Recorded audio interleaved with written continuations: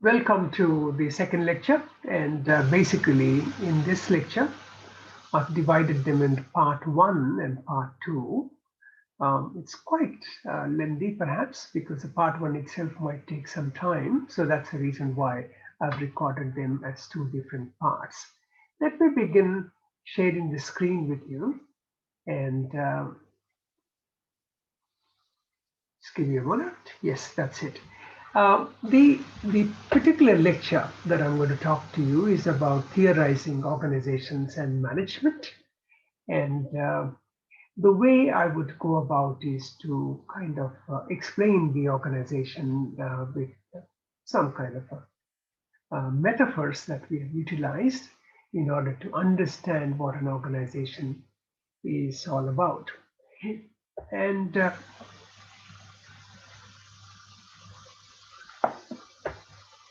viewing an organization as a machine, it's a metaphor, and the reflections on various images of organizations and its implications for the environment.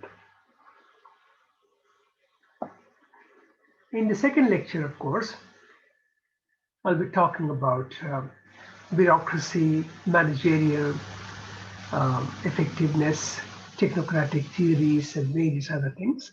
But this one is primarily going to be on some aspects of understanding how people have understood an organization, its implications in our environment.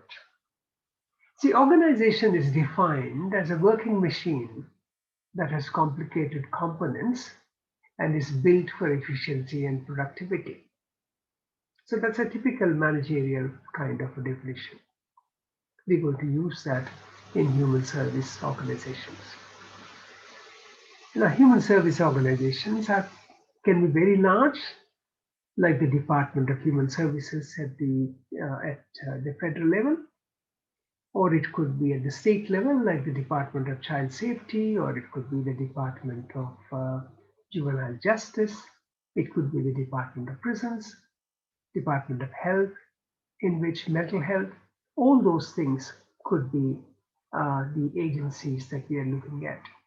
And it would also be a non-governmental organization like Center Care, which is a Catholic service for community services, Anglicare, Blue Nurses, a number of things can be organizations. Even there are organizations for looking after pets and looking after cruelty against animals like the RSPCA and the citizens and police associations, friends associations, sports clubs, all these are organizations. So when we have an image like that for an organization, and we are going to apply organizational management theory towards them, sometimes the theory may look, we could apply the theory, and then sometimes we may not be able to apply all of it. So let's see how well we can go about doing that and apply some of that. Organizations will dehumanize a psychic jail definition for employees as they are just cogs in a wheel. That's an interesting way of looking at it. That means if you take a government department where everybody goes there in a routine way, they keep doing their activity. They're cogs in the wheel. They're running the wheel. Now, running the wheel can be seen in a positive way too. And running the wheel can also be seen in a slightly negative way. It depends upon what organization you are talking about. City Council, Brisbane City Council. Now, there are routine activities in City Council.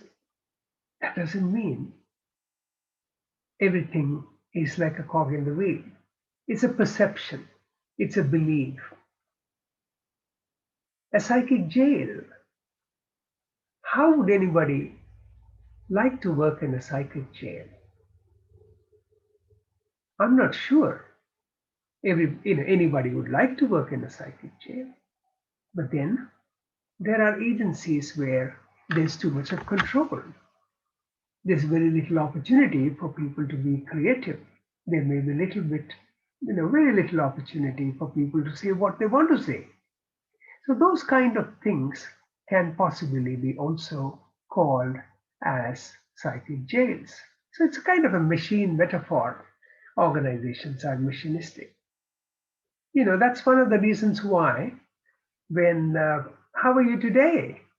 People say, okay. Or some people say things could be better. Now, that's a kind of a feeling that we express. I haven't seen many people say, I'm fine. And why is it that people don't say that? Somehow we have psyched up to try and say little things, not to, not to suddenly snarl people, not to expect people's reaction to be very, very wild when you say, oh, I'm going fine. Wow. Because most people think it's necessary for you to say, oh, it could be better. I'm in dumps. I'm just coping. There's no vigor, there's no vitality. I'm not one of those fellows who say things like things could be better. There are times when I do say things could be better when I'm really in a worse situation. But most often I'll say, I'm fine. Even when I'm not fine, I'll go along to say I'm fine. Then of course I'd say, yeah, things could be better. Because I look to a little more positivity. I look towards building around myself a resilient environment. I want to say things more positively so that psychs me up rather than try to say it's a jail to live. Okay? So that's as far as the first little slide is concerned. Organizations consist of people who competitively seek their self-interest in a capitalist economy. It's a bit wordy, but then, I paraphrased it in order to make it, in more simplistic. But basically, yes, organizations have capital in them, organizations have money in them, organizations can't just like that run. You need to have something really. Rational economic individuals can work hard to fulfill the moral and economic imperatives of good life capitalism. Wow, that's very wordy. But what it means is that there is a rational process, there is money involved, there is a way by which it's channeled, and social welfare organizations basically are those who are trying to work through society more like a moral obligation and also to bring welfare, which is a good life out of what we could do in terms of capitalism. Yeah. Okay. So where do I get these 8 metaphors that I'm going to use? I'm actually going to use it from a very old classic. It's a very old classic in the 1990s, but believe me, I don't think anybody has bettered the images of organization as much as Gareth Morgan did. Images of organization, it comes up and I've done that there. So it's basically 8 metaphors for an organization. The machines, calling them as machines, calling them as organisms, organisms like amoeba. If you've had any orientation towards science, or even the early lessons that you learned in zoology or in biology, you know about the unicellular organism called amoeba. It's got pseudopods. Just goes around. There's a little bit of food there. The food is called nucleus. It goes around, circles that, gobbles that nucleus. After some time, it probably cuts off one of those pseudopods and then becomes another. Okay, so which means expansion in an organization. So expansion is just part of life, and that's what is an indication that organizations expand. Organizations can be compared to brains. Why brains? Because a lot of thought goes into it. There's deliberate planning, systematic evaluation, and a whole lot of skills come through that. Why do they call them cultural systems? Every organization is a culture too. I remember many years ago when I used to go around, not go around, go into an organization. People used to tell me, first thing that you need to know are some do's and don'ts about it in this organization.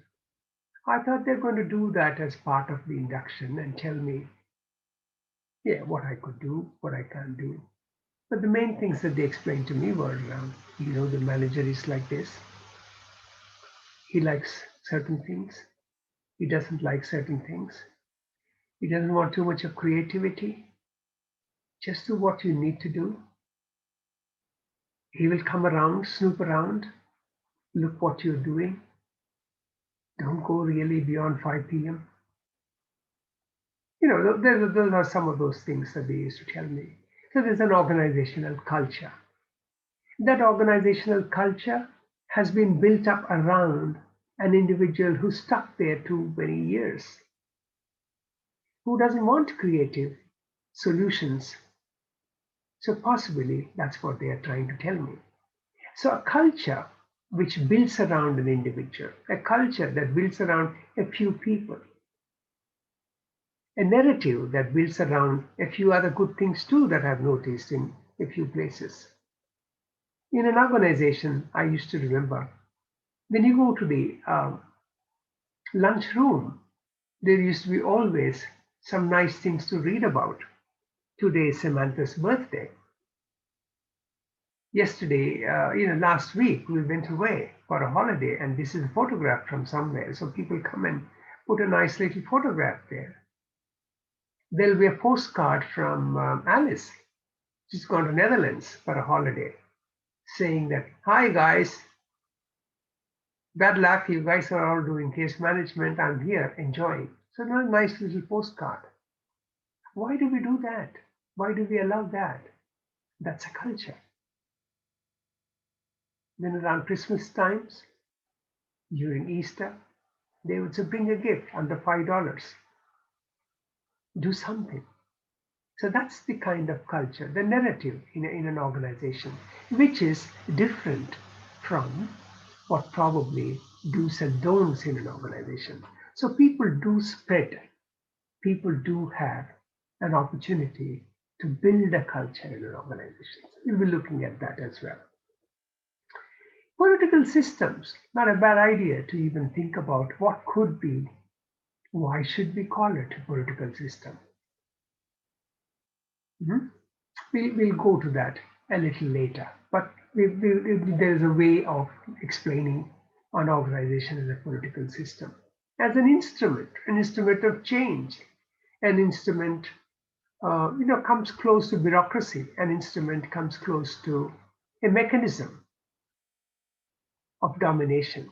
Now that makes a difference. Of domination, dominating on whom? Is it white man supremacy over the black person, or the black person supremacy over somebody else? What's it all about? So that's one other thing that you need to think about.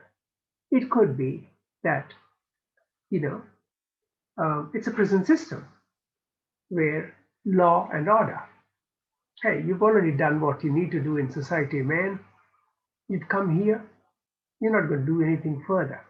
You're in the jail, you're serving a sentence. There are certain rights that you have, but certainly a lot of compliance that we need to do. Behavior is the word. It's a capital B. You need to behave yourself in order to get some parole. Do some good thing, good behavior, good bond, we let you go.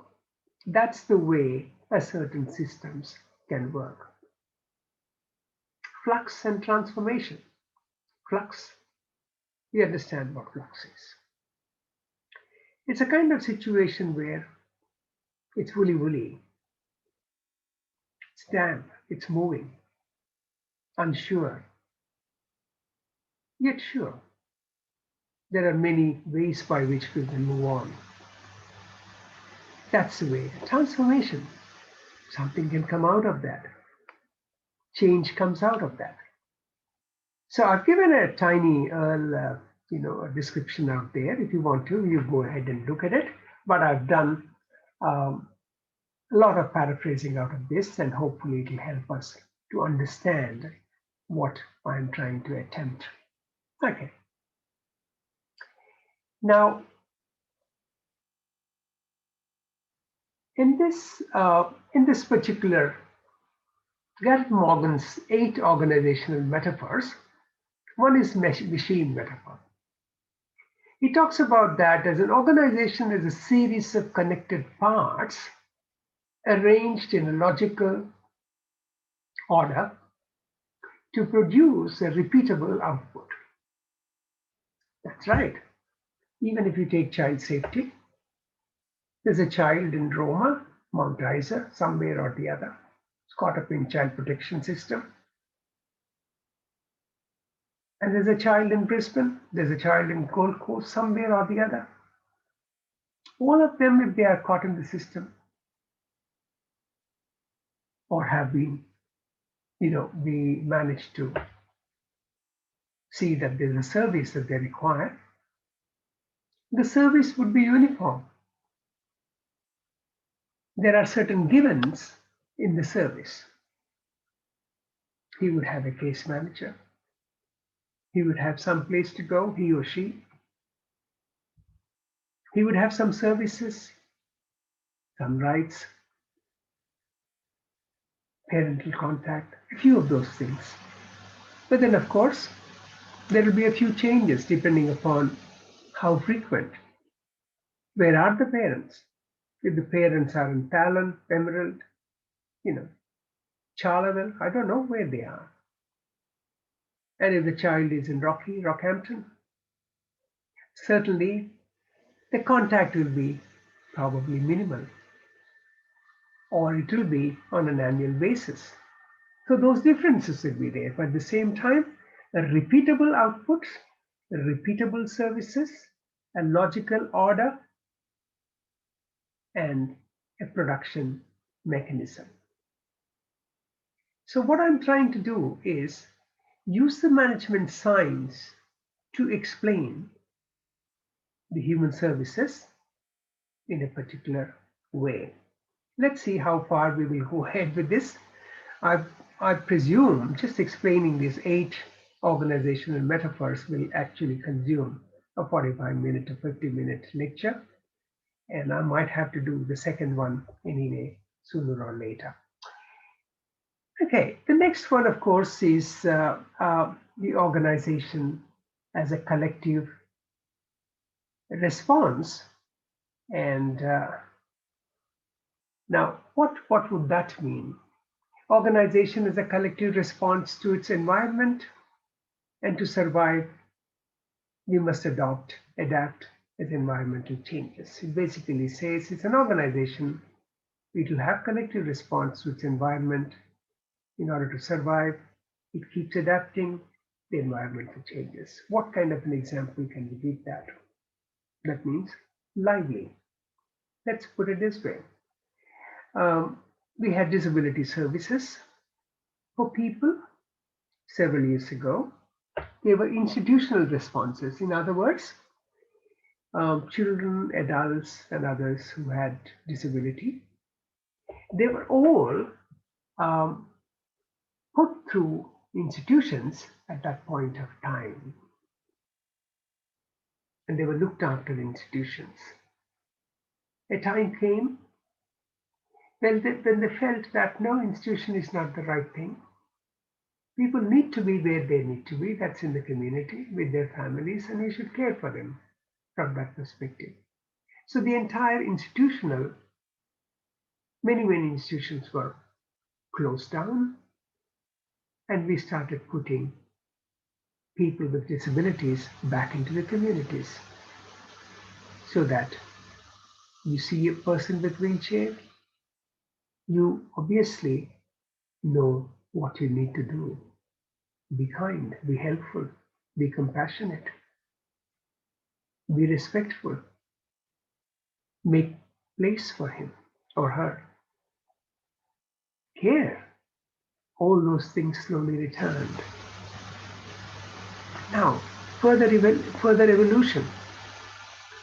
From government taking care of a whole lot of those things, with many social workers and others looking after that, we now have moved into what is called NDIS. Everybody knows that. It's a national scheme called an insurance scheme, which means whoever you are, wherever you are, you will have a service of a standard, of a degree, of a level that you deserve. And you are the master. Ideally, that's what is supposed to be the reason. That's supposed to be the reason why we set it up. That means the person whom it pinches knows how much it is, how painful it is. So he or she should be in a position to also charter the service that he or she needs. Certainly, all those people with disabilities, but who cannot speak for, will have someone to speak for them, an advocate. But otherwise, that's the way we expect an activity to take place. Those who can speak as to what they need can get what they need. Okay, that's in an ideal situation, and that's what an organism is all about. I'm not commenting on where those organizations are at this point of time in change or in flux, because that's not the part of this particular lecture. This particular lecture is primarily to use management sciences to explain our own social services and our own orientation towards human services.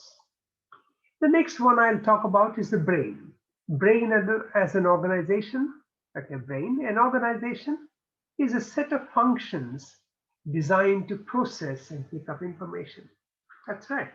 Brain keeps on either taking information or storing information or giving out information. Organizations are like that. They churn out every time new information as to how the service is evolving. What was yesterday may not be today. Insurance, for instance. Each year, insurances go up. Each year, most rates go up. Each year, something or the other rates go up. Bills, they keep mounting for you to pay. So as a result, what happens is you have to have more and more information. And an organization becomes more and more complicated.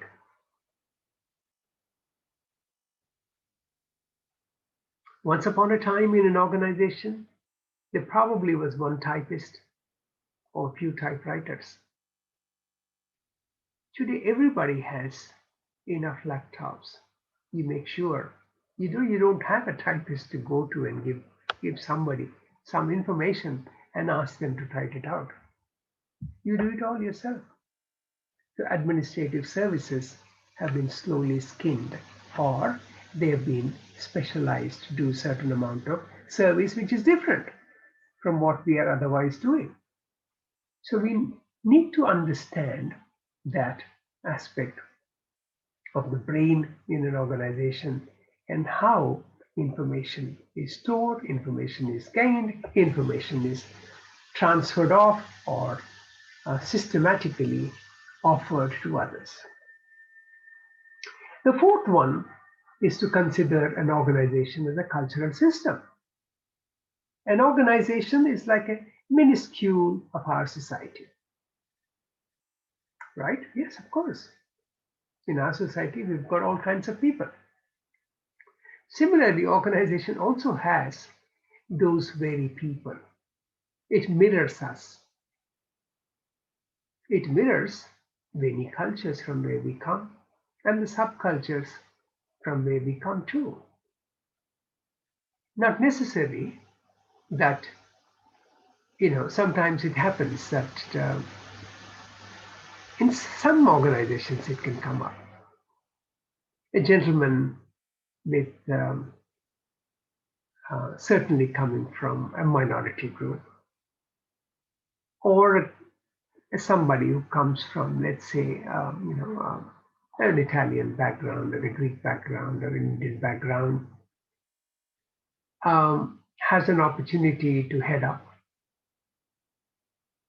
We can't go, in this country at least, to go outrightly and recruit all Indians or all Italians or all Greeks into the organization unless it is meant to be a Greek community organization or an Indian community organization. But if he does find somebody bright, he does pick up one person. And of course, you find somebody else picks up another person. It's quite possible, in a not so deliberate, planned way,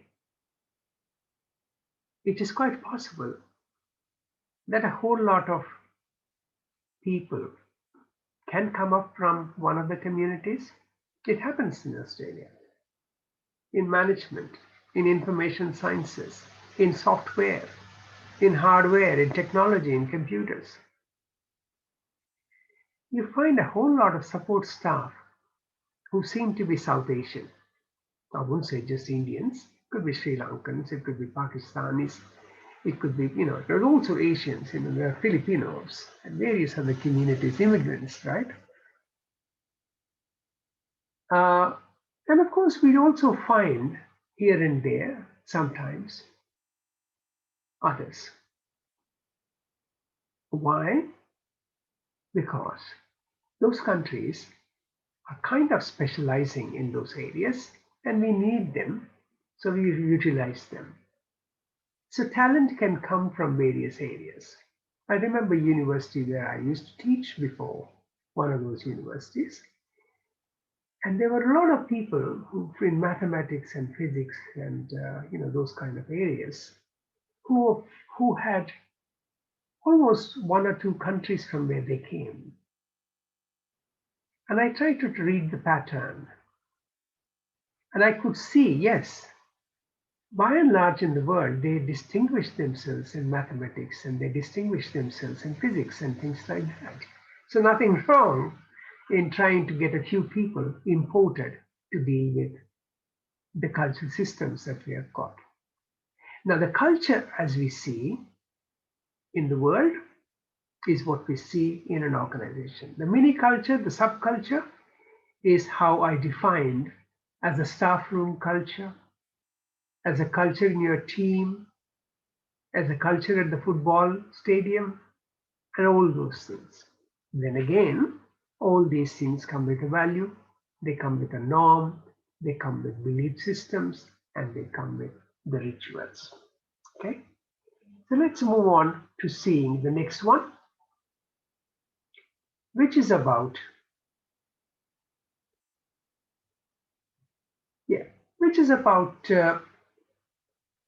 seeing an organization like a political system. Right. Which organization can we see in human services as a political system? And what is the definition here? An organization is a game of power gain, influence, and coordination. I doubt whether I can justify the word power gain in human service organizations.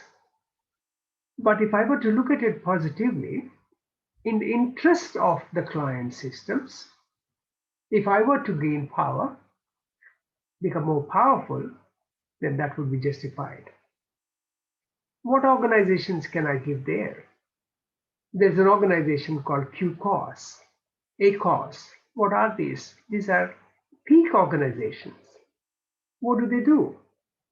They try to represent us from the perspective of other non-governmental. They represent the perspective of the non-governmental organizations and give make an advocacy role for us for more funds, for more uh, political mileage, and making sure that we are heard, the client's word is heard. To start with, a small organization is worried about its clients. It takes up a case. It manages to write a submission, goes to QCOS, Queensland Council of Social Service Organisations, and says, could you please put this before the Parliament? QCOS would do that. QCOS would interview on a random basis 100, 200, 400 people in poverty, child protection, whatever situations they are in. Bring up a bird's eye view about their problems. What for? To influence the system, to get a few more dollars in order to reach people who are in poverty. So from that perspective, human service organizations can also be turned and compared to a political system. And that's very, very important for us to look at it. In some other social work contexts, in some other social work lectures, you would probably even try to understand all social work is political. People say social work is political. Wow, great definition. That means it's rights oriented. It's human rights oriented. Must ensure the well-being of humankind. So therefore, from that perspective, all social work tends to be political. Therefore, influence is required. Therefore, power gain is required. Therefore, coordination is required. Okay, that seems to be my way of explaining how this is a political system. The next one is to look at it as a psychic prison. This is not one of my favorites, but I can explain why some people can think that organizations can also be psychic prisons. Maniacs, terrible bureaucratic methodologies, just time-bound, narcissistic, not very clear, punishing, not disposed in a humanitarian way, not considering everybody as a human being, cog in the wheel. There are plenty of stories about that in prisons, myths and stories about what you could do, what you can't do, how people's thoughts are limited, how people are placed in situations where they can only do a few things, ideas and behavior. I can relate to some of that. A long while ago, when we started off with serving our clients, we used to listen to them for as much as they wanted to say to us. But then came those timings when people said, look, you've only got 10 case management sessions. You can't go on and on and on and listen to all these stories. You got to be very precise. So you can't teach precision to your clients. So if you are precise in asking your questions, becoming sensible, deliberate, planned, then you could get the client not to vacillate everywhere. He won't be an organism moving around everywhere. And you can talk to him in such a way that he will tell you what you want to hear, rather than go around the bush. Now, why did we allow in the past people to tell us the overarching narrative? We do that because sometimes people come up with things which they have done well in the past, but don't remember right now. And therefore, then we give them a big opportunity they can come back and tell us, hey, wait a minute, I came here for a service. But when I'm talking about it, I suddenly realized, I know, I did solve a similar problem before. Maybe I'll try again. So it's an opportunity. Sometimes we may be losing that opportunity by our rigidity, our constraints, and our ways and means of constrained questioning and asking people just to be pinpointed. It's okay for an examination. It's okay for a student to write 750 words. But if he was writing an article for me for a journal, I'll tell him, yeah, about 4,500 words or 7,500 words. And then, of course, I won't count the number of references that he has actually taken up and the number of other footnotes that he can easily explain further and further. Because the idea is first to learn from them as much as you can from the whole narrative.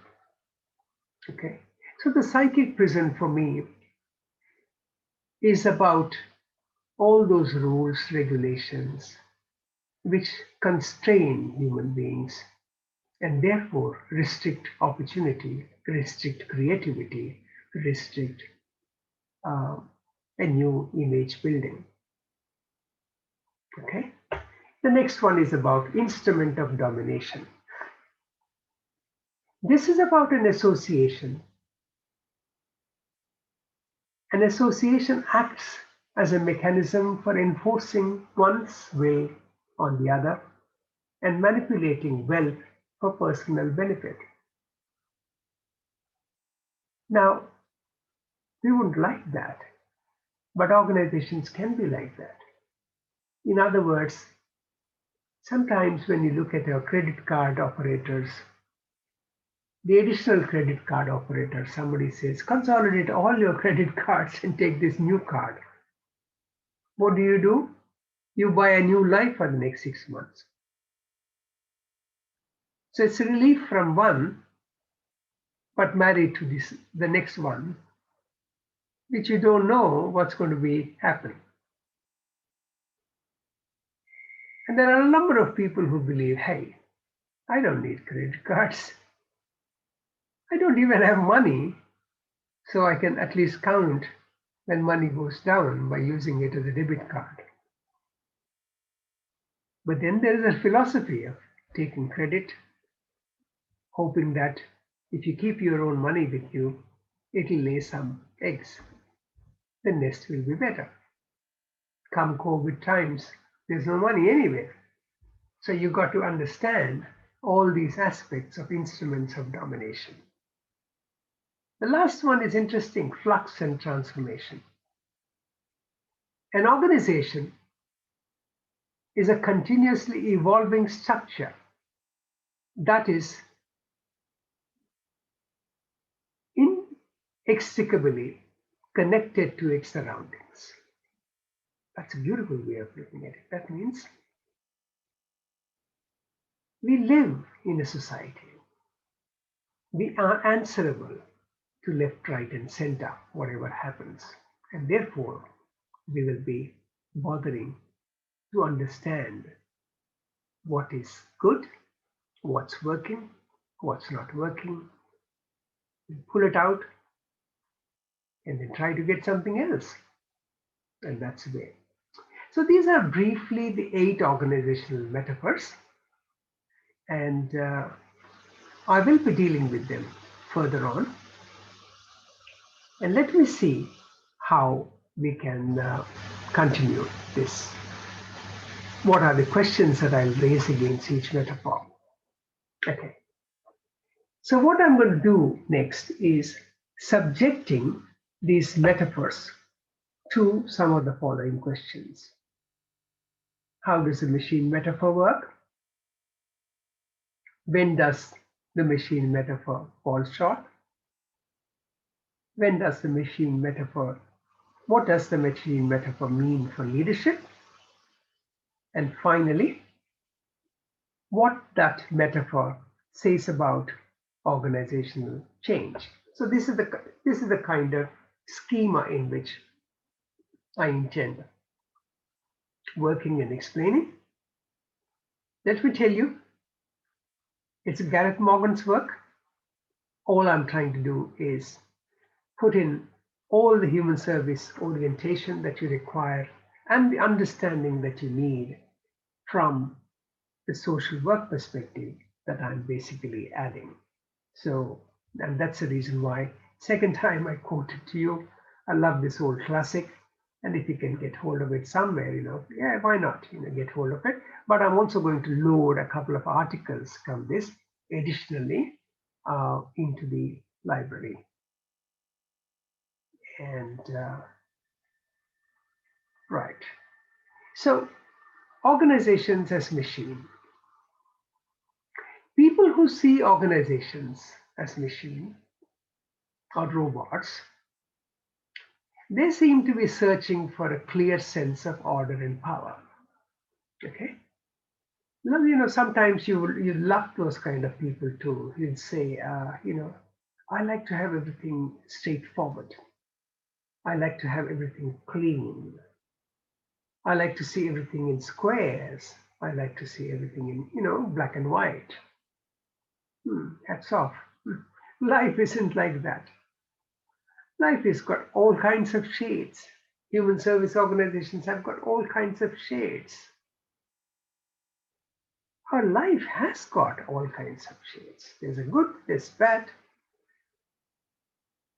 There are times when you feel, sore about it, and there are times when you feel very elated and happy about it. So anyway, people who see organizations as machines, they aim for positions that are conveniently separated and filled by interchangeable individuals. Now, let's dissect that. Let's unpack that sentence. Interchangeable individuals would mean that, if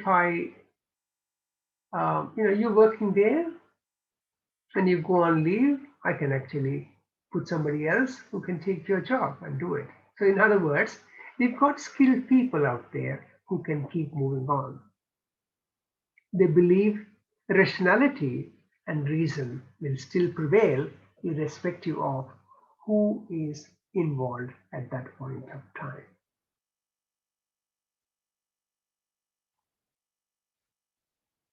So there is an assumption that leaders set out activities or requirements for a job to be done to be executed by the workers in such instances.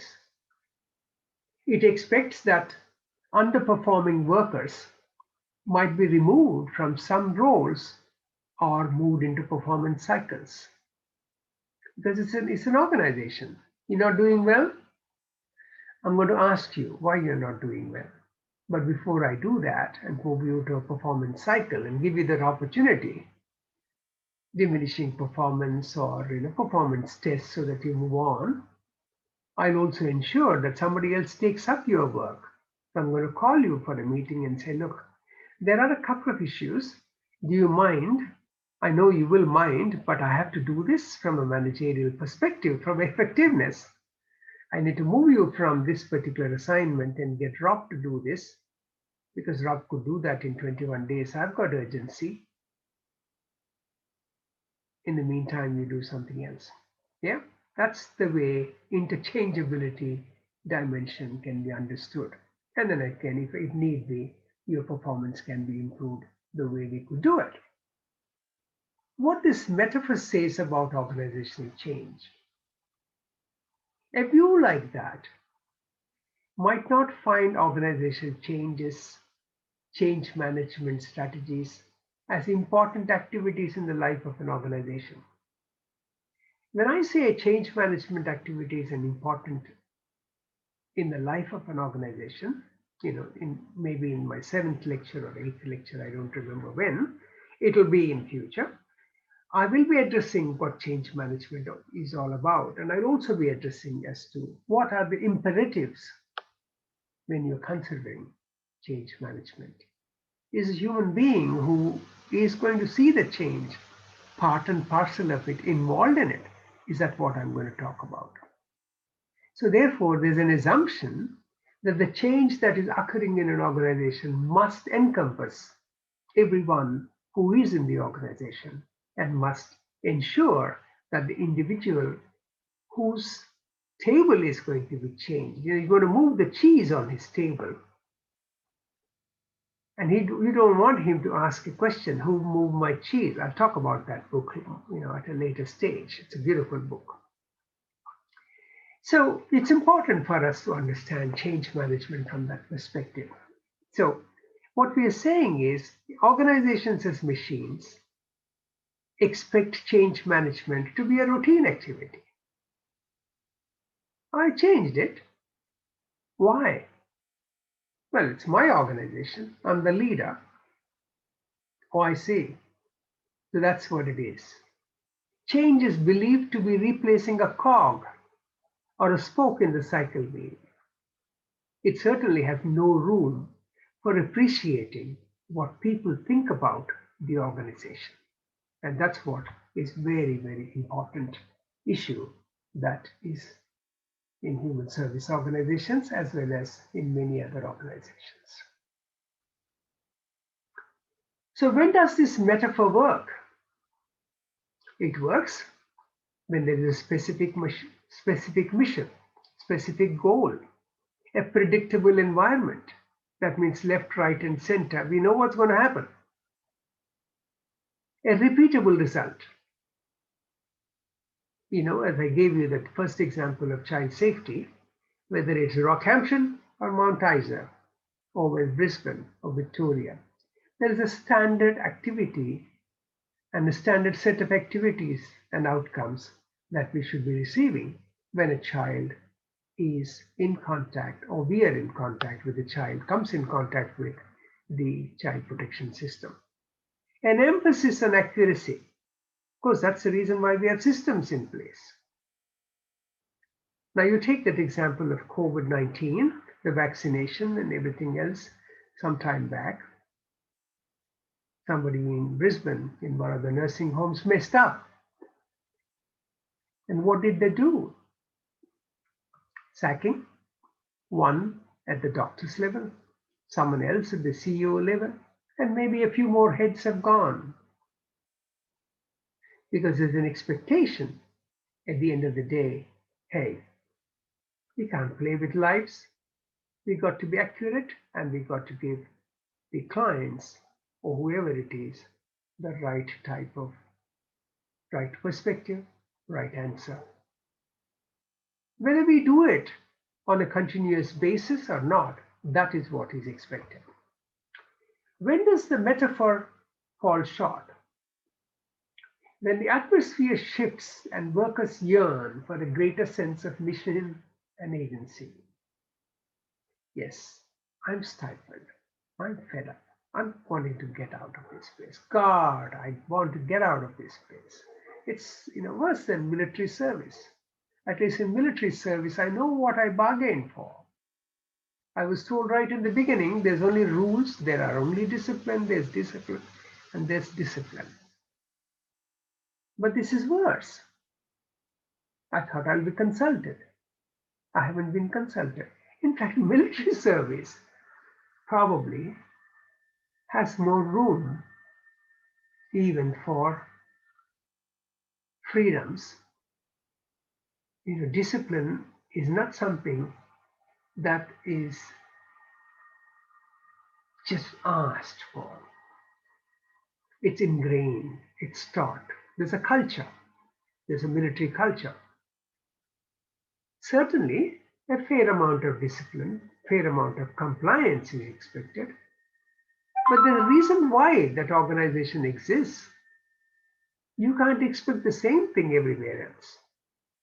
By the same token, you can't, just as you can use synonyms, you can't simply use antonyms. You can't use indiscipline anywhere, even in the human service organization or even a management organization.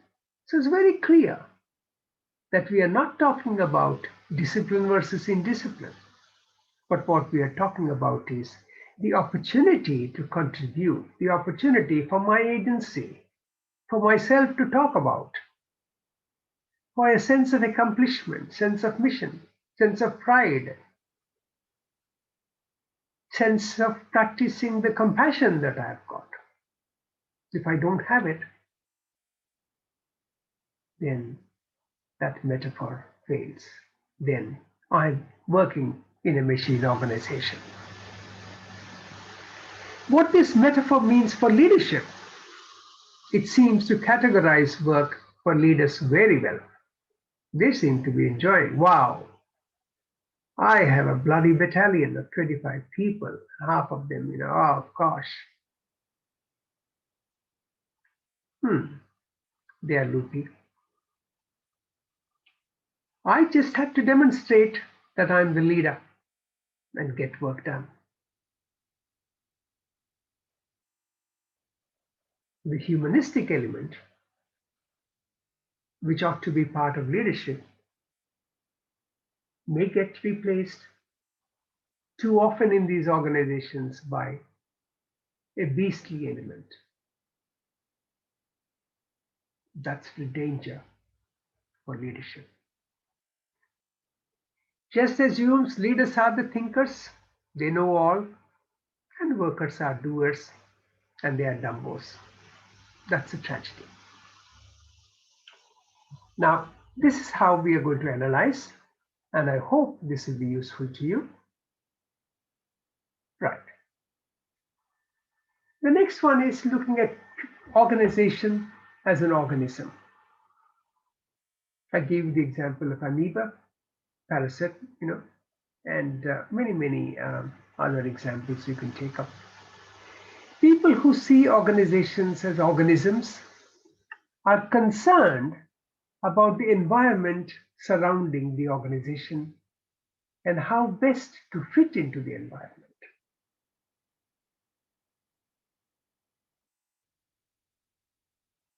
They see changes in the environment as the forces and factors to respond. That means the organism is growing. It needs more nurture. It needs more nutrition. It needs more leaders. It's capturing the imagination of the people. It survived. It has thrived. It possibly can move to a flourish. It's that opportunity that you have got to make the organization grow. When does that metaphor work? When there is a clear, discrete change in the environment that threatens the survival of the organization. And when does that happen? When some other organization, a larger organization, works in a machine environment. A smaller organization can feel constricted. When the government, as a big organization, decides, hey, we're not going to give much money to social services, social services organization can start feeling, hey, I'm dampened by the spirit. I need to change. A new law has come about. No longer people are, people under 18 can do this, people under 21 can do this, people under something else can do that. So I'm going to be, the survival of my organization is at stake. A new law has come about. People can only take emergency money or gets cash out of my organization only twice in a year. And they need to bring an invoice to get that money for paying electricity or whatever it is, and they don't want to know about them even if they've got into a similar situation somewhere else.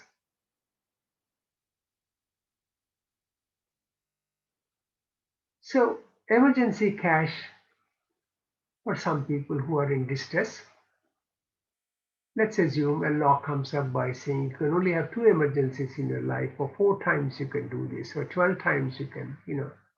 I can understand when it comes to driver's license, you can't have, you've got 12 demerit points. You keep losing. You speed at one level, you lose one. You speed at slightly, higher speed, you lose 3 points, and God knows how people lose. And then, of course, you have another life that is, you tell them, oh, I need license because I need to earn living. So then they give you a license to behave well for 1 year, and then they test you out. So when a new law is organized, a new law is enacted in your life, then as an organism, you change. I hope that example serves some meaning to everybody. Okay. Organization as organism, when does that fail? When this metaphor fails, when changes are continuous, when uncertainty is widespread and sweeping, when it's unclear what's called for in response to all those global changes in the environment. Okay? I want you to think for yourself the COVID-19 situation, the whole of last year, wherever you are, what was happening? While organism was continuously expanding, still there was no clarity. Many things were going on. Think about this yourself. In that example, I'll leave it to you. I'll move on to the next one. What this metaphor means for leadership under this paradigm. Leaders are called to look for any signs of change. And if they are not looking for those changes, they're dumb, they haven't picked up, they'll be written off in history. Anything that is coming in the way of implementation as well need to be noticed by the leaders.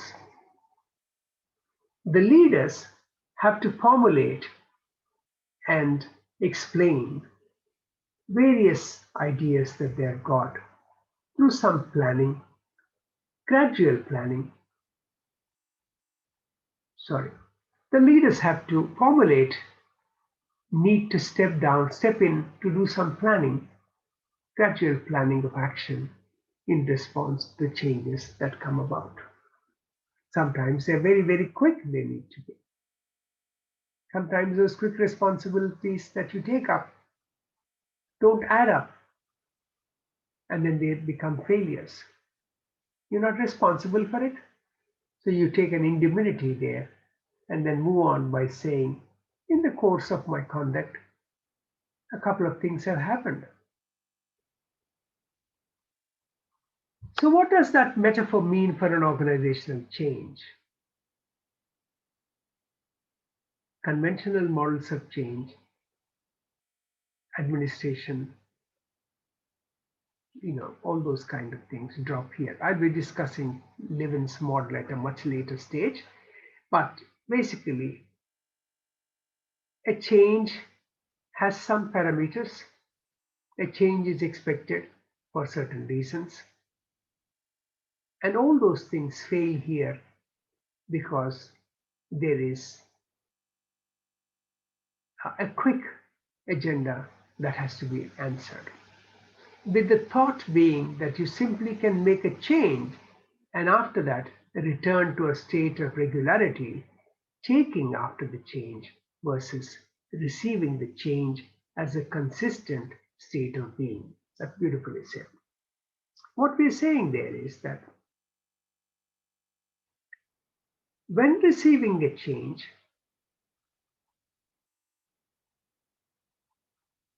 you go through a process. There is a price that one pays. Your being gets affected. The consistency with which you've been dealing with in the past is changed, and your state of being is also altered. So an organization has to wear it maybe financial constraints, maybe some people have gone a big retirement in the age sector. There's a lot of people who leave very, very quickly. The volatility in the sector as a result of people finding other jobs. The cleaning sector, the helping sector. And unfortunately, some of those rungs in those areas, there is no consistency. Why? Because A, they are lowly paid, and sometimes we do have ambitious people, people who have educated. They're looking for higher jobs, interim, they've accepted to take whatever they could get. Bright people. They've done well to accept the job and to do it at that particular level. But when an opportunity comes up, they move off. That is a story. That is the law of nature. That every time you get an opportunity, you can do what needs to be done. Okay. The next one is organization as brain. When you see organization as brain, you'll be concerned with the collective insights and organized intelligence of the organization. How do they think? What do the leaders think? In fact, sometimes you get a funny feeling. How do all these leaders think the same way? Are they a collective? In fact, they are. They've got their own culture out there. Hey, come what may. If you're going to bluff, all of us will bluff. If you're going to be strict, all of us will be strict. If we are going to pretend, all of us will pretend. There are no two ways by which sometimes leaders can behave. And you would have seen that again in COVID-19 time. Political leaders, how they have behaved. Some of them who have excelled for a short while. But again, the realities of organism come up. The virus comes up again. We praised Auckland, Auckland leadership in Auckland. And we praised everything that was in Auckland initially. But what can, Madam Ardern's government do? Again, some virus comes up. From somewhere, somebody goes on, and we talk about a bubble, we talk about closing the borders again. So the play that we have today is one that is being enthralled, enacted every day. While there is newness, there is also a sadness, there is a pathos. Things could be better.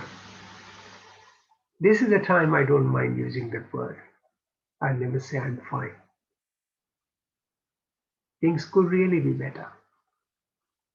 So you'll see workers as sensors and administration layers, as sense-making capacities within the interest of creating a learning organization. Lovely word. A lot of organizations want to tell us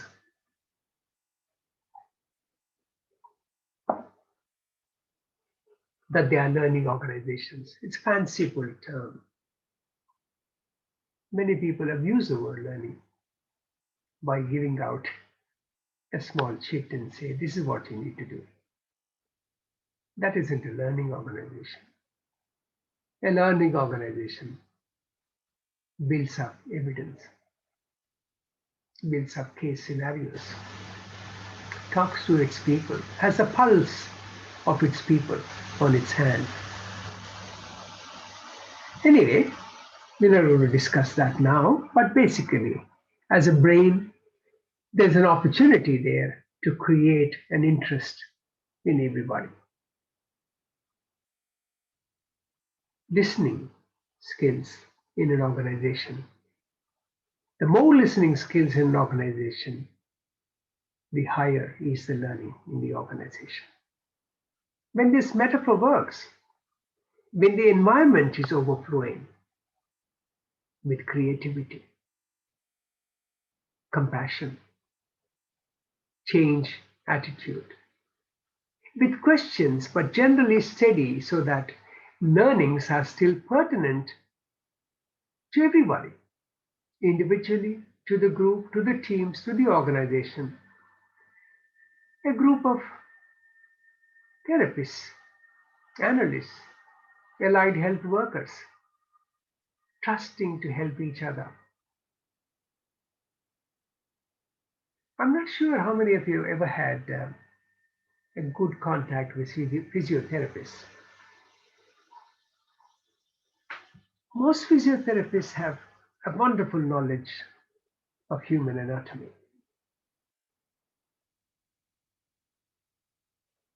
In fact, they know a lot more than even our physicians do.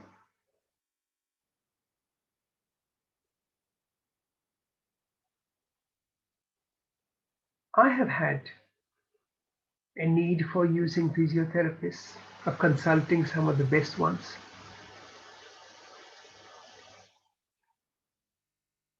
And I was amazed at the way in which they work and their prescriptions, their capacity to understand the human body. They're not superficially clinical, just reacting from a brain perspective. They are further in depth into the whole process. So I find if an organization is grassroots centered, has a feel for its people, has a feel for its clients, has a feel for its community, then that organization, to be called as, to be compared to a metaphor of brain, works excellent.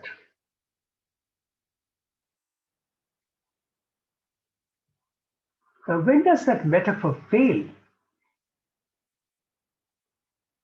It fails when the change or the alter is so exceptional that information of the past is now not accommodating for foreseeing and reacting to the future. When change is so unprecedented that knowledge of the past is no longer helpful for predicting and responding to the future. I know some of my sentences are a bit long, but I need to explain them. Now, what am I saying here? I'm saying that if you don't take into consideration what has happened in the past and haven't had a clue as to what happened in the present, it has very little ability to predict the future. The simple takeaway from this is past leads to the present, present leads to the future, and the linkages between them is evidence. All right? Okay. What does this metaphor mean for leadership? Under this worldview, leaders are expected to introduce and inject the capacity for double loop learning, helping teams not only develop feedback loops that help them gauge their effectiveness, but also feedback loops that help them question how they define their effectiveness. Yeah, I put the quotation mark there. I'm sure it's from the same book, and I wouldn't have changed much there. So what am I saying? Helping teams not only to develop feedback loops that help them gauge their effectiveness, but also feedback loops that help them question how they define effectiveness itself. Beautifully said. I couldn't have said better than that. Certainly, I didn't say it. Morgan said it. What it means is you need to have leaders who have respect for feedback. That feedback alone will lead them to the future. Now, what does that say about organizational change? This metaphor expects that past information continuously predicts the future conduct, right? Past, present, and future.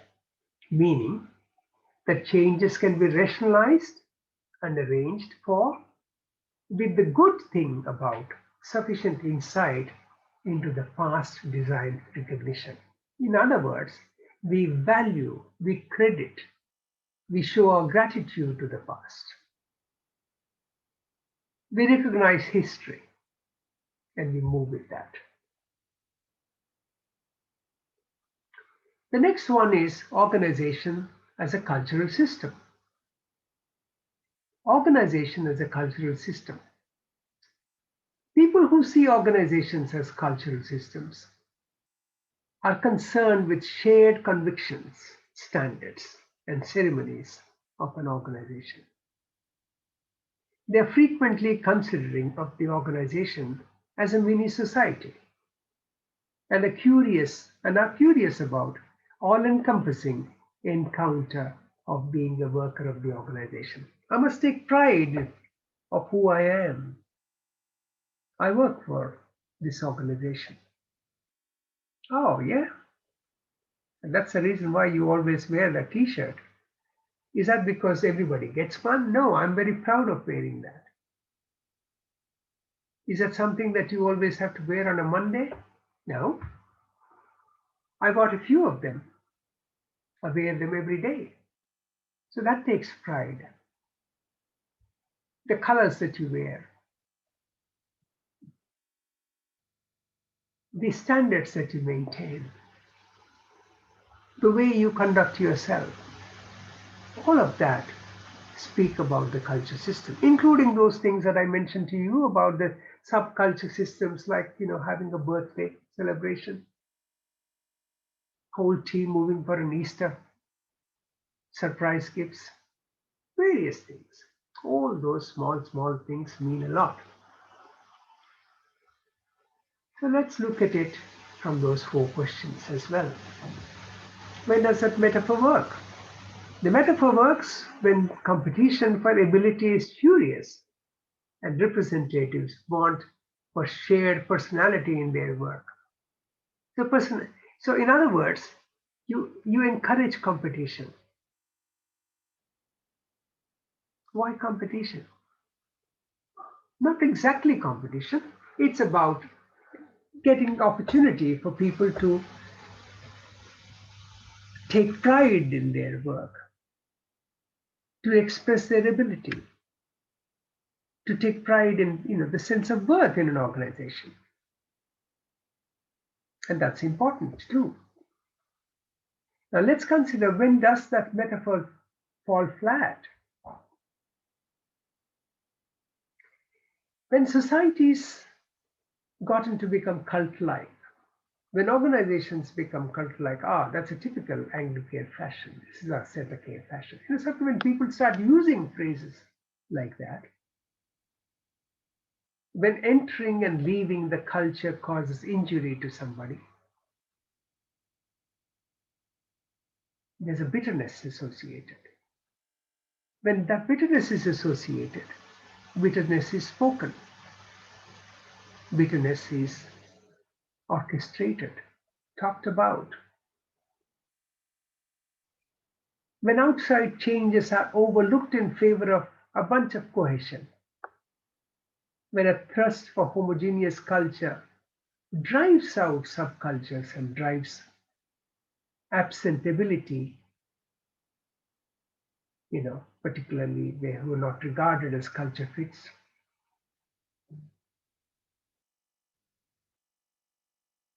Yeah.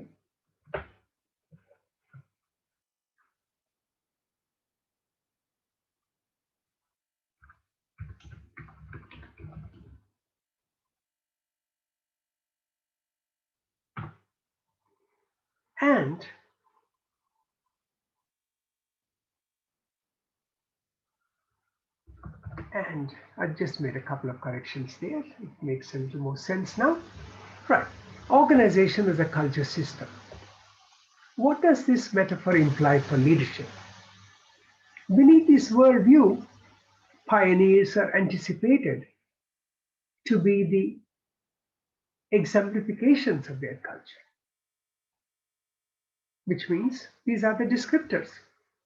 These are people who can basically talk to and envision visionaries, good ambassadors. It works well. What this metaphor says almost about organizational change. I think cultural frameworks are intrinsically those frameworks which favor a convention and dismiss the alter or dismiss the change. These organizations at that point of time battle to climatize themselves or acclimatize themselves. And what happens then? There is a bit of a friction. They debilitate the central values and beliefs. And as a result, if we see organizations, this is different. When we see organizations as political systems, we are mainly concerned with picking up and using control and impact. We see workers as adherents to gather. We see leaders to collect workers. We tend to see individual leaders as either partners or adversaries in the whole picture, bosses that control and impact and control. When does this work? This works in different and clashing interfaces between workers and leaders. Basically, when individual self-interests overrule rationality. I don't have a human service organization's example here for this one. But if it is an individualized charity, it's whimsical, assuming he or she might decide, this is the only type of activity that I like to sponsor, then there is an opportunity for us to apply this sort of logic. When does this metaphor fall flat? When a competitor or change of any kind rises as a danger so extraordinary that as it were the collective participation of the organization can confront it.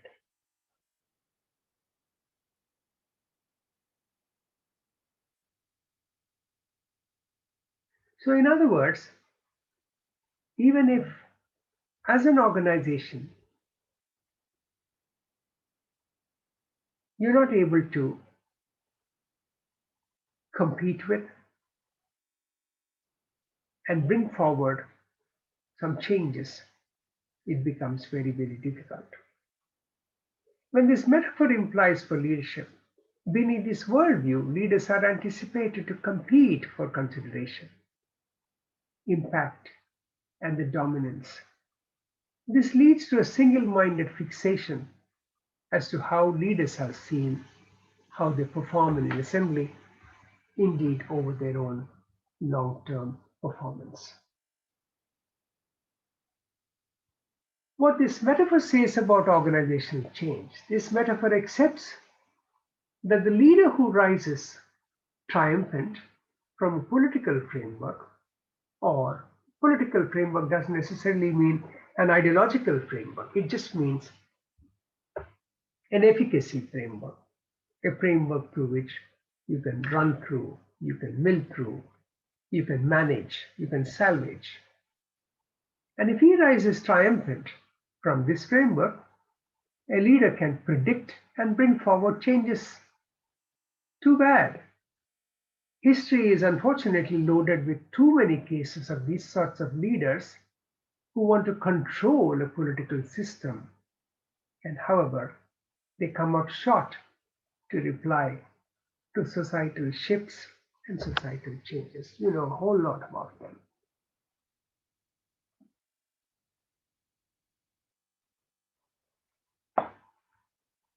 The next one is about considering a psychic prison. People who see organizations as psychic prison help us to widen our ability to see the place for discipline, the place for freedom, the place for change. The expectation basically is it expects you to conform, it works on precedent success, does work on societal values, and it certainly fails to embrace new ways of thinking. And for the leadership under this paradigm, it certainly offers questions around one's own self-awareness or a prejudice and bias that could always be involved when you are understanding the worker's perspective. The metaphor, of course, encourages organizations to progress ahead of government and societal changes, but somehow in human services sector, these organizations will only see limited changes as far as the worldview is concerned. Now, about organizations that we see as instruments of domination. These are again, sadly, a metaphor which sees leaders presenting organizations in a very, very oppressive manner. They see the workers to be subjugated. You know, when revolutions take place, when you have governments like in Myanmar, erstwhile Burma, where the military rulers are putting a whole lot of people in democracy, pro-democracy people, through huge crises, you would find sadly an organization life that is not very democratic and very shattering. It fails when activists who paint a miserable and myopic view of any kind of effort concentrated. This metaphor means for leadership, leaders are expected to override the will and self-determination of the workers and subordinates. That's exactly what happens when a political crisis takes over, like the way which we see. And organizational crises can also come over in organizations where the workers are not treated at all. So this metaphor, when it talks about organizational change, if leaders don't find it attractive to change, the organization will not change. That's how some of the countries manage to keep up the political leadership through a machinery which is very, very strong and which is very, very dominating. Right. Now, the next one is about organization as flux and transformation. People who see organization in terms of flux and change, they grasp the vulnerability, the complexity of changes that come about, the new clients that come about. They understand the chaos that is coming in. Like you take that, I was giving you an example earlier about COVID-19 in the last 18 months or so. Chaotic. But then there are changes that have come about everywhere.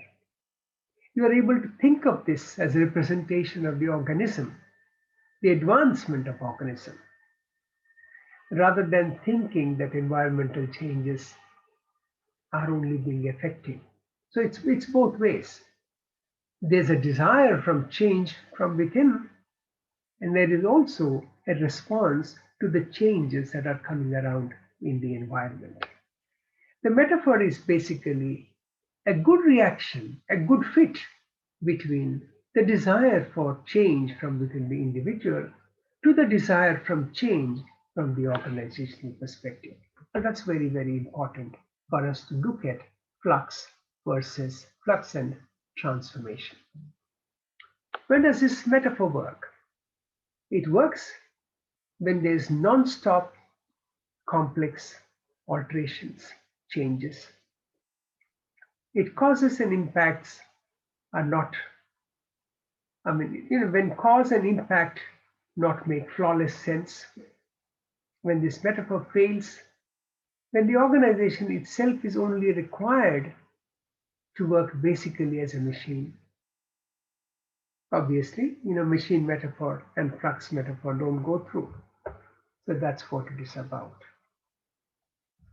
What this metaphor means for leadership. Beneath this worldview, leaders are called to try with little, limited amount of resources, safe to fail changes. After the pumping, more assets are put into place, they assist success, and they reduce your failures. Organizations kind of change at that point of time. So basically, in this particular lecture, we looked at about 8 metaphors, largely images of organization, from a very old classic by Gareth Morgan, and I tried to explain them from my perspective and what ultimately this metaphor said about organization is. The representation advocates for a test and to learn attitude, indeed oversurging to a present arrangement of deliberate changes, informed by design and acknowledgement to the ethos within the organization, which means there is both a give and take. So I'll stop this particular lecture here. The second part of the lecture will be read out and explained in the next, we're very much within this particular week, but I'll get that cracking soon. Thank you very much. If you do have any feedback on this, do write to me, either in an email or just place it in the discussion board, and we will understand that. Thank you.